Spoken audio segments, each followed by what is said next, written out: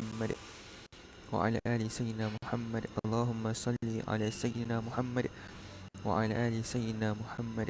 Allahumma salli ala sayyidina Muhammad wa ala ali sayyidina Muhammad. Okay, Aidil. So insyaAllah kita recap balik apa yang kita dah belajar untuk unit 8 teknologi pengawetan makanan. Okay, so antara makanan yang telah diawet melalui teknologi-teknologi yang ada kat depan ni, antaranya apa? Boleh sebutkan? Antaranya apa, Aidil? Pengetinan dan pembotolan, penyejuk bekuan. Okay, contohnya Pengasinan. ya, betul. Lepas tu ikan masin, ya. Penjerukan yang kita makan buah jeruk itu pun adalah salah satu teknologi pengawetan makanan. Pendidihan, ya, iaitu proses membuat buah rosak yang bagi tahan lama selama beberapa minggu, 2 atau 3 minggu. Kemudian kita ada pembungkusan vacuum, ya, iaitu kita buang semua udara dalam packaging supaya tidak ada bakteria ataupun fungus yang boleh hidup dalam daging dalam plastik itu, ya. Kemudian kita ada wax, iaitu pelilinan supaya buah tahan lama, tak rosak. Kemudian last sekali, yang kedua last iaitu pempastiuran. Okey, kemudian kita ada penyalaian. Okey, so untuk hari ini kita tengok bagaimana kaedah-kaedah antara 10 teknologi tu dibuat. 10 teknologi pengawetan makanan itu kita tengok macam mana orang saintis ni dia buat supaya pengawetan makanan tu terjadi. Okey, mari kita tengok yang pertama, iaitu pertama ingat tak apa dia? Iaitu pengetinan dan Pembotolan. okey. So macam mana dia nak buat buah jeruk? Pernah makan tak? Pernah. Pernah kan? Contohnya apa? Nenas jeruk. Pernah makan, Aidil? Jeruk. Pernah makan kan? Lagi apa? Pernah makan langsat ataupun mata kucing. Lagi buah lychee kan? Buah apa, Aidil? Timun? Jeruk. Ah, Timun. oh, yang ni bukan jeruk. Dia dalam tin. Kalau dalam tin dia bukan jeruk. Dia jeruk, proses dia lain. Kalau dalam tin, itu proses dia yang ada kat depan mata ni. Okey. Yang pernah makan lychee dalam tin, jagung dalam tin. Dah. Itu semua dia buat proses pengetinan dan pembotolan. Okay, first kita akan tengok iaitu buah-buahan sampai ke kilang. Kedua, dia orang akan timbang dan gradekan. Okay, buah yang elok untuk diproses masuk dalam tin lah. Kemudian buah yang elok akan dibersihkan. Kemudian yang keempat, buah dikupas, dihiris dan dipotong. Kemudian yang kelima, dia boleh terbaca dia. Okay, kelima, buah dia tak kena tin dan bahan pengawet tambahkan. bagus, very good, Aidil. Lepas tu dia buat apa?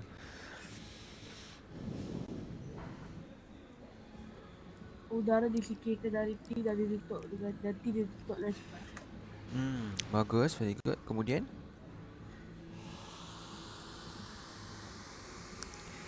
yang ketujuh, buah dimasak, ya. Masak. Okey, kemudian tin disejukkan dan dibungkus untuk hantaran. okey, bagus. Kemudian contoh-contoh tin, cuba tengok. Nampak tak apa dia? Kita ada kacang hijau. Ada kacang hijau, banyaklah kacang hijau. Kemudian kita ada cendawan. Kan pernah makan cendawan kan? Cendawan dalam tin. Lepas tu ada macam-macam lah. So ini adalah contoh makanan yang diproses dan pengetinan ataupun dibotolkan.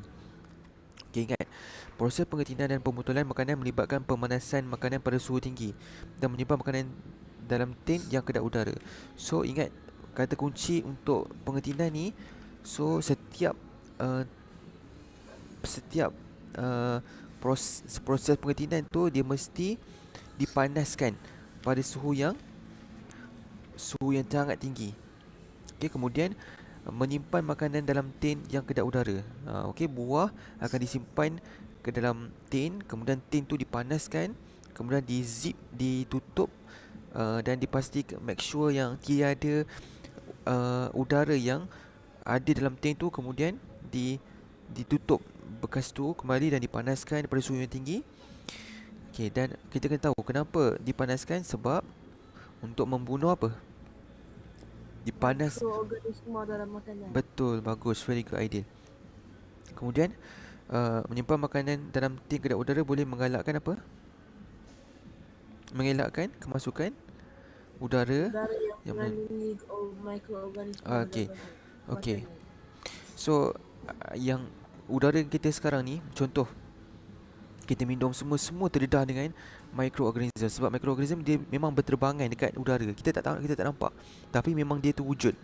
Bakteria memang wujud dekat sekeliling udara kita ni. Contoh kita makan nasi kan, ideal. Okey, kita makan nasi, kemudian kita perasan tak ada mikroorganism ikut sekali masuk dalam mulut? Tak perasan, tapi benda tu ada. Okey, so bila ada proses pengertinan ni, dia membunuh mikroorganism supaya makanan tu tahan lebih lama. Tapi makanan kita makan, contoh Adil makan nasi kan tadi kan. Okay, ada makan nasi, mikroorganism ikut tak sekali? Ikut kan? Ikut masuk dalam mulut kita. Tapi ingat, badan kita yang akan membunuh mikroorganism tu. Mikroorganism tu tak sempat nak buat makanan kita basi, dia dah masuk dalam mulut kita. So insya-Allah dia masih selamat lagi. Tetapi kalau kita biar, contoh nasi dia biar, tapi esoknya basi, betul tak? Malam esoknya basi. Sebab apa? Mikroorganism dah buat dekat situ. Dah buat apa? Mikroorganism ni dia dah membesar, dah bercambah dekat nasi. Dekat nasi yang kita masak tu. Itu sebab dia basi. Okay, faham?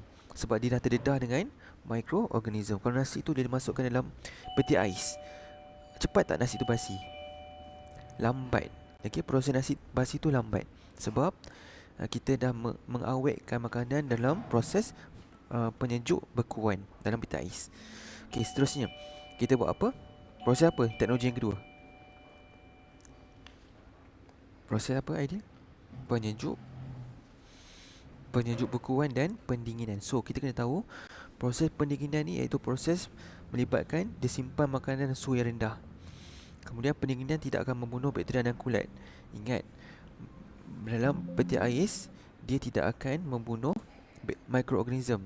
Cuma dia melambatkan proses pembiakan mikroorganism sahaja. Okey. Makanan mentah perlu diasingkan, okey, supaya tidak tercemar makanan mentah dengan makanan yang telah dimasak. Tidak boleh disimpan pada satu tempat yang sama, sebab dia boleh mencemarkan makanan, jadi pencemaran makanan pula. Okay, kemudian kebanyakan makanan boleh diawet menggunakan proses pendinginan. Okay, semua makanan boleh letakkan dalam peti ais, betul tak? Ada tak makanan yang tak boleh letak dalam peti ais? Tak ada kan? Semua kena letak dalam peti ais. Okay. Okay, kemudian penyejuk bekuan ni kat mana ni, Aidil? Selalu ada nampak penyejuk bekuan dekat mana? Freezer atas sekali, betul tak? Okay, freezer atas tu adalah tempat kita letak apa? Daging kan? Ayam, ikan, supaya dia lebih tahan lebih lama. Sebab apa? Proses pembekuan ni dia akan membunuh, penyejuk bekuan ni dia akan membunuh mikroorganism tidak aktif dan tidak boleh membiak pada suhu yang sangat rendah. Okay, dan dia boleh membunuh dan menonaktifkan mikroorganism kalau kita letak dekat atas freezer. Kemudian makanan yang diawet secara penyejuk bekuan boleh tahan lebih lama lagi daripada pendinginan sahaja. Kalau kita tengok peti ais kita ada bawah, atas dengan bawah kan. Selalu kalau atas kita letak makanan bahan mentah supaya dia lebih tahan lebih lama. Kalau makanan kat bawah tu kita nak makan pada hari tu, minggu tu, kita letak makanan kat bawah. Makanan dekat penyejuk bekuan, pendinginan dekat bawah freezer kan. Bawah freezer makanan yang sejuk, yang biasa je, yang kita boleh letak sayur, buah. Tapi kalau dekat atas ni kita selalu letak makanan berat, iaitu ikan, udang, daging, sotong, ketam. Okey. Faham tak setakat ni? Okey, untuk teknologi yang kedua ni iaitu pendinginan dan penyejuk-bukuan. Okey. So untuk yang ketiga, penjerukan. Kita selalu makan buah kan? Buah jeruk Pak Ali contoh. Okey. So penyerukan ni dia melalui proses pengawetan dengan merendamkan dalam larutan berasid.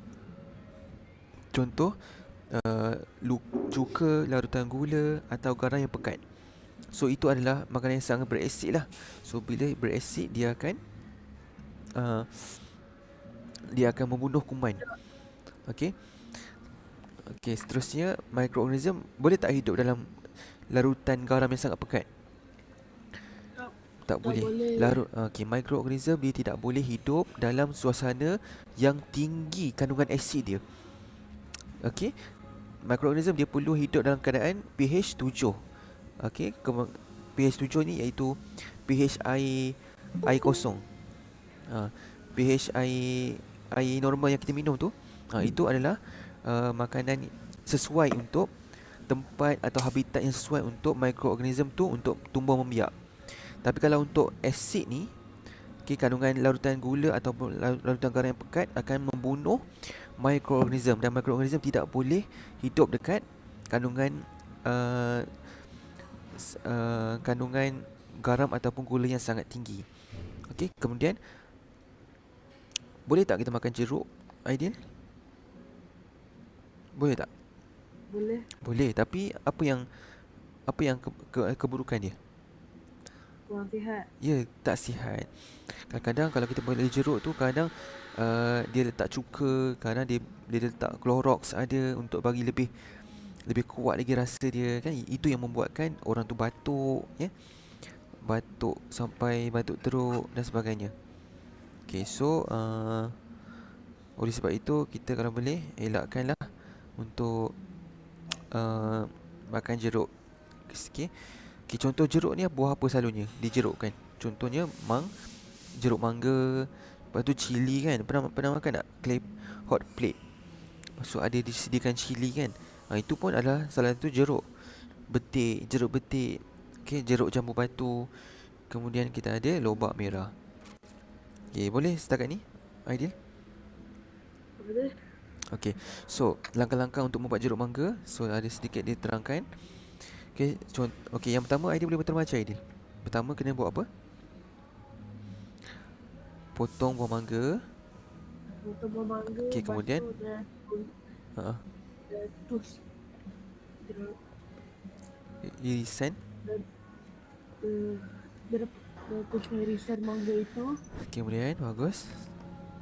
Campur irisan mangga dengan garam dan simpan dalam sebuah balang selama 1 hari. Bagus, very good, Aidil. Lepas tu Tutup balang ketat. Basuh. Yang keempat, basuh dan tuskan irisan mangga sekali lagi. Lepas dia rendam dengan air garam, dia kena basuh lagi sekali dengan rendam mangga dalam air gula untuk beberapa hari dan tambah sedikit cuka. Okay, bagus. Okay, so itu adalah proses penjerukan. Okay, seterusnya proses apa? Pengeringan. Okay, so pengeringan ni apa? Satu kaedah apa? Menyingkirkan kebanyakan air dalam makanan. So makanan mostly ada lebih 50% kandungan air dalam kandungan sesebuah makanan. So bila proses pengiringan ni, dia nak buang bukan semua air, tapi dia membuang kebanyakan air daripada makanan. Okay, sebab apa? Mikroorganism ni dia akan hidup bila ada air dengan udara. So bila tidak ada air, ada udara, so mikroorganism tetap tidak boleh hidup sebab dia tidak ada dia tidak ada dua-dua. Dia tidak ada antara salah satu ataupun tidak ada kesemuanya. So itu akan menyebabkan mikroorganism tidak boleh berkembang membiak. Maka dekat sini mikroorganism boleh tak hidup bila tanpa air? Tak boleh hidup. Okey, cara pengirian makanan ni ada dua. Yang pertama apa, Aidil? Orang dulu dia akan letak Makanan di bawah cahaya Ah, matahari itu berpuasa. ya betul. Yang kedua, ni zaman teknologi yang sekarang ada, iaitu memanaskan. Memanaskan pada suhu yang tinggi menggunakan ketuhar. Okay, Masya Allah, bagus, very good. Okay, contoh makanan yang dikeringkan, apa dia? Contohnya, ikan, ikan kering kan? Betul tak idea? Kemudian kita ada serbuk kopi. Serbuk kopi pun dia melalui proses pengiringan. Cili kering, pernah tengok kan cili kering dalam bungkusan plastik tu? Ha. Kemudian kita ada, pernah makan sotong kering? Itu sotong jeruk kan? Ni sotong kering yang jual dekat pasar. Itu pun ada proses pengeringan di, sama ada dibakar dalam ketuhar ataupun dijemur dalam bawah matahari. Sayur kering. Pernah makan seaweed? Antara seaweed kan? Seaweed pun proses pengeringan. Dia ambil seaweed. Pernah makan kan? Seaweed, rumpai laut. Kemudian dijemur tengah panas untuk dia buang air semua dalam seaweed tu, kandungan air dalam seaweed. Kemudian seaweed tu akan jadi kecut. Okay, kemudian kita ada udang kering. Okay, selalunya udang kering ni kita buat belacan ni. Okay, so saya sampai situ saja untuk proses pengeringan. Okay, untuk 6 teknologi lagi kita akan tengok dan bincangkan pada hari esok. So boleh Aidil? Okay, boleh ya Aidil? Alright. So insyaAllah sama-sama kita, yang mana baik itu semua datang daripada Allah, yang memberi ilmu manfaat semua datang daripada Allah, dan segala kekurangan kelemahan itu semua datang daripada Ustaz, daripada Allah juga, tapi melalui Ustaz. Dan Ustaz minta maaf atas ketaifan Ustaz dalam menyampaikan ilmu. So insyaAllah kita sama-sama akhir kelas sains kita pada petang ini dengan selawat ke atas Nabi. Bismillahirrahmanirrahim. Allahumma salli ala Sayyidina Muhammad wa ala ali Sayyidina Muhammad. Allahumma salli ala Sayyidina Muhammad wa ala ali Sayyidina Muhammad. Allahumma salli ala Sayyidina Muhammad wa ala ali Sayyidina Muhammad. Okay, dan insyaAllah kita masuk tajuk pengasin, iaitu cara pengasinan pada hari esok ya Aidil. So insyaAllah Assalamualaikum warahmatullahi wabarakatuh. Waalaikumsalam Okay. warahmatullahi